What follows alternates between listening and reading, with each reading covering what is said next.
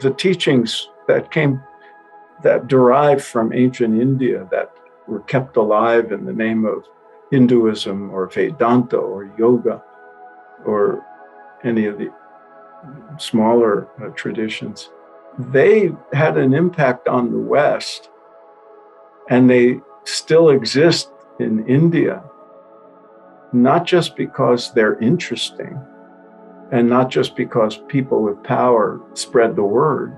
It was never forced on anybody through those institutions of power.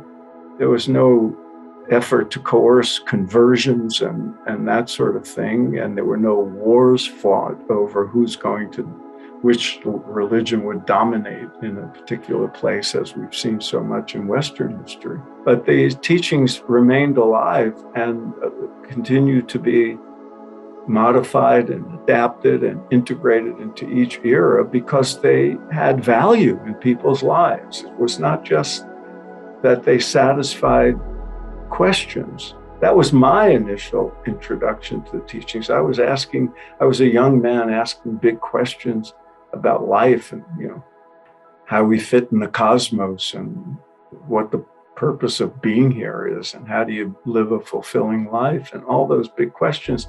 And it was the teachings that what we call Hinduism and Buddhism that came from the ancient Rishis that answered those questions and appealed to me and opened new vistas. But it was the fact that the teachings emphasized personal experience and personal transformation through the methodologies we're familiar with. Yoga, in all its variations, particularly meditation, especially, and kirtan, and all the repertoire of methods that come under the rubric of yoga and dharmic teachings, they change people's lives when they're practiced. And that's why they've grown in value in the West and why professionals in the West, even secular professionals like doctors and psychotherapists, recommend these practices now. They become part of the landscape because they work. They have value. It's been proven. It's been scientifically studied. And those methods, along with the teachings which stand up to scrutiny and empirical investigation, that's the legacy.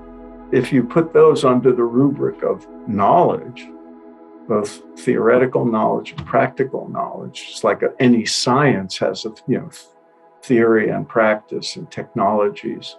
That's what makes the dharmic traditions stand out in the context of world religions or spiritual pathways.